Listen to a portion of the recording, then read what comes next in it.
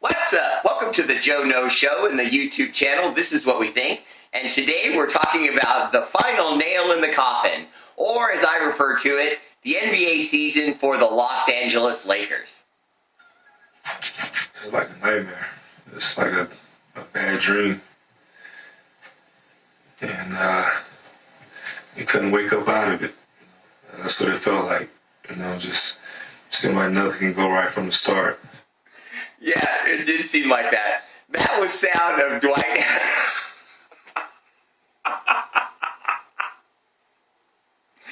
That was sound of Dwight Howard, basically saying, "We sucked.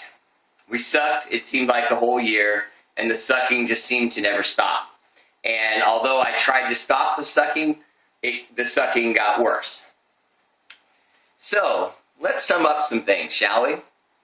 Check the tape, fool. I've been waiting all day to say that. That's right, check the tape, okay? I said way back, and I'm talking about way back, in November of 2012, when they first were making these moves to get D'Antoni and Dwight Howard, I said no. And they got Steve Nash, and everybody went crazy, and I said no. And then they said, oh, well, we don't need Phil Jackson. And I said, no. And nobody listened to me. Nobody listened to me. But check the tape, fool. I said that this wasn't going to work. I said they wouldn't make the playoffs. And then when they did, hell, I said they're done. It doesn't matter who it was. They were talking about how they might become the seventh, they might get to the 7th round and face the Thunder. What difference would it have made? Does anyone think that the beating would have been any different other than that they would have gotten beaten a lot worse? And the other thing, Russell Westbrook wouldn't have got hurt. He got hurt in that game with Houston because Beverly, their point guard for Houston, is a very hyper-aggressive, tough point guard. And the Lakers don't have anybody like that. So he probably wouldn't have got hurt. And they would have just decimated the Lakers. And the Spurs did it themselves. And I don't know if you saw it, but check the tape, okay? Tony Parker at the end of the game was laughing. The reporter asked him, how do you feel about the win, blah, blah, blah. And I'm telling you, I'm quoting Tony Parker. He started to laugh, and then he said, I know they're missing a lot of guys, but this was weird. This was a weird game. It was weird. In other words, they weren't used to seeing a Laker team quit. They weren't used to seeing a Laker team give up and get swept and lose by 20 in multiple games. That is the first time that the Los Angeles Lakers have been swept in the first round since 1967. And your boy, the guy that all you Laker fans were clamoring for, Dwight Howard, who I said you shouldn't have wanted and you should have traded him for the expensive piece that he was at the time. You could have got something for him. Now you're getting nothing for him. He's going to walk. And it's almost like it's a conspiracy to kill the Lakers. And don't get me wrong, I'm a Laker hater. I'm wearing my green right now in celebration of the Celtics winning and staving off being swept. Because, see, we got heart. Celtics got heart. They, even if they would have got swept, it was going to take a tough game, a battle. The Lakers just laid down. They just laid down and took it. It was like watching 4 games of a bully sitting on top of another kid and just punching him in the face, and no one wants to come and do anything about it. It was that bad. Okay, here, ready? Dwight Howard had 7 points. 7 points and 8 rebounds. And let's not forget, when he got ejected from the game, that was in the 3rd quarter. They were in the 3rd quarter, and he had 7 points. Of a game that they knew they'd be eliminated, we get 7 points. And do you remember in the first game before the series started, how he did the speech from the 300? It just shows you what a joke he is. This was a joke to him.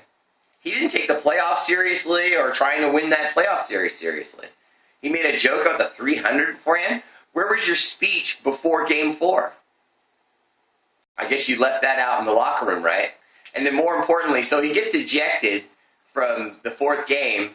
He was being guarded by a guy, I don't even know his name. I could have done some research, but I didn't want to bother because I found out the big white guy on the Spurs that was defending Dwight Howard most of the game was a D-League player, a guy who's barely in the NBA.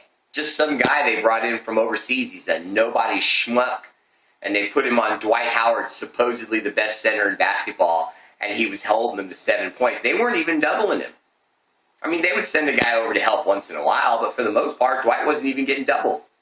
And he put up 7 points and 8 rebounds. Okay? Now, I've said this before. I'm going to say it again, but I want to say it loud and clear so that everybody understands what I'm saying. Okay? Now, listen carefully. Dwight Howard is a fraud. Fraudulent. You can be a Dwight Howard fan, go ahead. But you apparently like guys that are fake.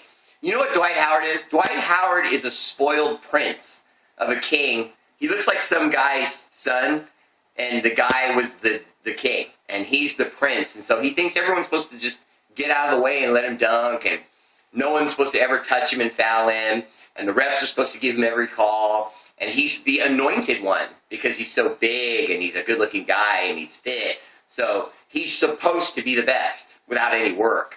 That's what this generation is. And that's what they developed, is this guy. Give him all the money, and then he gives you nothing. You know, like Tony Romo. Sorry, I'm just in shock about Tony Romo. He goes 6-10, 8-8, 8-8, and then he gets a 6-year deal for $108 million, 55 guaranteed. And he plays as much golf and basketball as he does football. Doesn't care if he gets any better. Although they announced today that he's going to put in Peyton Manning hours to improve the Cowboys and his chances at winning the playoffs. Dwight Howard? Tony Romo? Lakers? Dallas? Check out the Brothers of B on the YouTube channel. This is what we think. They review the hottest movies, DVDs, and stuff coming out, so you know what to catch and what to pass. You dig? Peace.